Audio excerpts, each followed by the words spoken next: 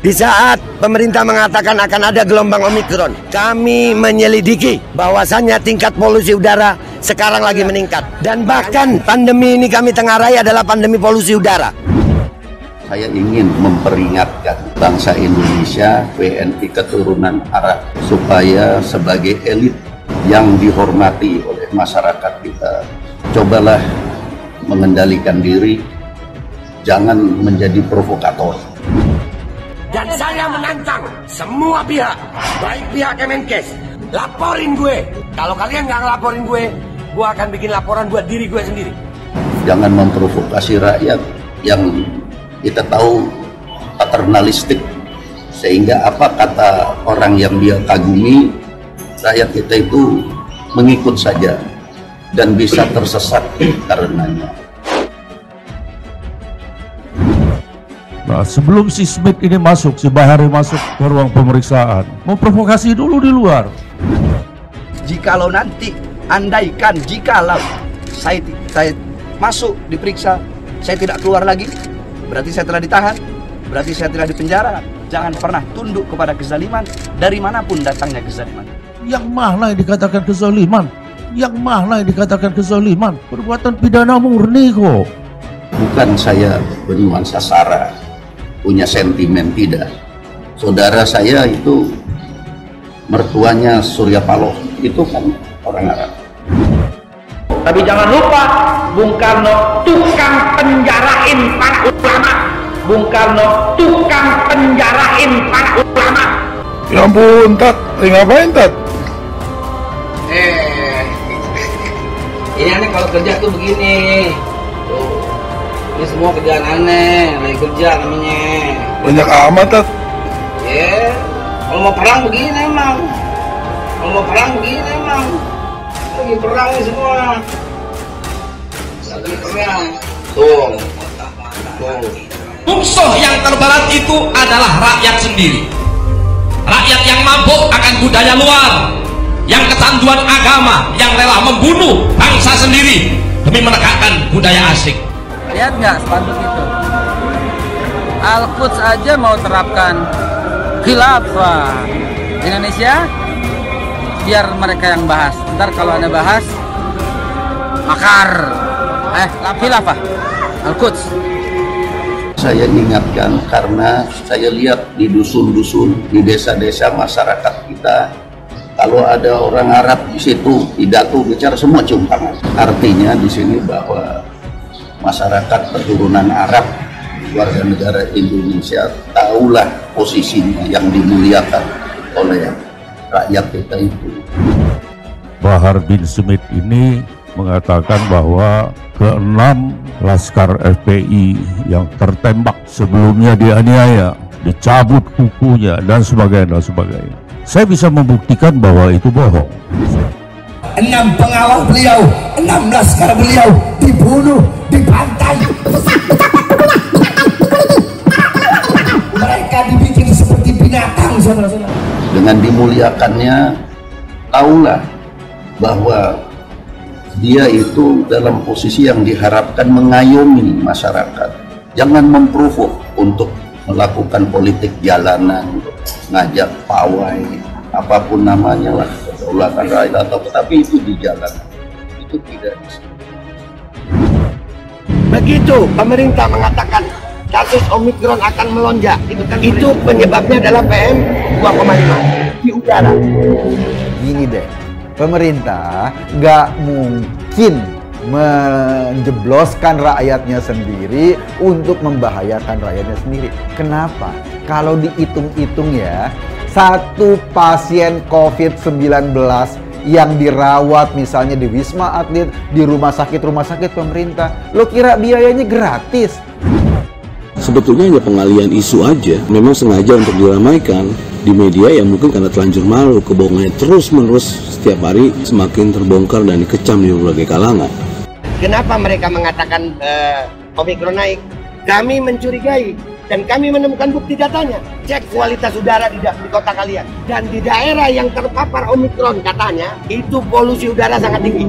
Ya, rata-rata satu pasien dirawat itu yang kena COVID biayanya 158 juta per pasien loh. Jadi mana mungkin pemerintah tidak melakukan penelaahan atau mengukur resiko pada saat mereka mau vaksin masyarakatnya, mau vaksin rakyatnya. Sama sekali nggak mungkin, karena kalau kesehatan rakyatnya bermasalah, bebannya di pemerintah juga. Polusi dari PM 2,5 dan itu penyebab utama penyakitnya. Saya ini bukan dokter, bahkan saya cuma lulusan SMA, tapi masa yang dokter kalah sih sama ngomongnya sama gue? Ikutlah pendapat ahli, jangan ikut-ikutan orang yang ahli berpendapat. Karena hari ini di medsos tuh orang semuanya mampu untuk berpendapat. Dia ahli kesehatan bukan, ahli imunologi bukan, ahli biologi bukan. Gue nggak tahu dia ahli nujum atau ahli apa, atau seorang paranormal. Yang kita tahu provokasinya amat berbahaya. Jadi intinya, di saat pemerintah mengatakan Omikron naik, kami menengarai ada apa ini. Dan ini pesan buat seluruh rakyat Indonesia. Jangan mau lagi dipecah belah. Nah ini bukan dokter tapi ngomong begini. Dokternya kenapa diem aja ya? Jadi apa gunanya vaksin? Itu sebabnya vaksinnya ada, udah diambil aja deh. Apa aja nih? Apa aja diambil aja, yang penting cepet. Sinovac juga bagus. Sinovac udah. Aku juga pakai Sinovac. Kalau dia udah divaksin 2 kali lolos. Yang kemarin tuh nggak lolos, yang belum sempat divaksin. Dan ini yang paling penting juga ya. Kenapa orang sudah divaksin masih kena Omikron? Kenapa? Karena memang dari udara, dari polusi udara. Itu kenapa orang yang sudah vaksin masih kena. Otak kalau komen, lo tuh mikir kalau ngomong. Otak kalau komen, lo tuh mikir kalau ngomong. Vaksin itu membuat antibodi kita agar bisa siap melawan virus yang ada. Bidang gue adalah memikirkan gimana kesehatan rakyat Indonesia. Makanya gue bilangin lu rakyat. Gue ngomong dari berapa bulan yang lalu lu kagak percaya sih. Usaha vaksinasi ini ya buat masyarakat. Dan kita tahu Indonesia salah satu negara yang dijadikan contoh keberhasilan penanganan COVID. Dunia semua melihat Indonesia. Hari ini di Eropa merebak lagi varian-varian baru dan ratusan ribu masyarakatnya masih terserang COVID. Hari ini di Amerika juga sama suasananya, di Australia sama suasananya. Sementara kita berhasil melakukan kebijakan tarik ulur sehingga relatif tingkat penularan kita tidak terlalu masif seperti negara-negara kita yang lain. Karena tingkat penularannya tidak terlalu masif, ekonomi masih bisa bergerak. Karena ekonomi masih bisa bergerak, kita masih bisa jalan, masih bisa hidup, masih bisa cari nafkah, masih bisa cari rezeki. Artinya apa? Artinya di tengah dunia yang sedang masih kebingungan, kita sudah cukup punya strategi untuk keluar atau untuk menangani COVID-19 ini. Soal kebijakan PPKM, soal kebijakan kita kemana-mana harus pakai peduli lindungi, itu ternyata cukup efektif. Di tengah efektivitas itu, ini gerombolan orang yang saya nggak tahu apa motifnya. Tiba-tiba teriak-teriak anti vaksin dan demo di Depkes. Seperti biasa, demo mereka selalu membentur-benturkan dengan agama. Ini vaksin belum tentu halal.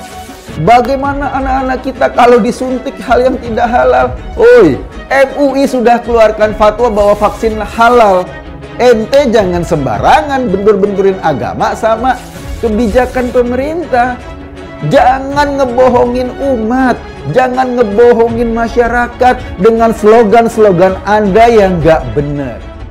Di saat pemerintah mengatakan akan ada gelombang Omikron, kami menyelidiki bahwasannya tingkat polusi udara sekarang lagi meningkat. Dan bahkan pandemi ini kami tengarai adalah pandemi polusi udara. Saya ingin memperingatkan bangsa Indonesia, WNI keturunan Arab, supaya sebagai elit yang dihormati oleh masyarakat kita, cobalah mengendalikan diri, jangan menjadi provokator.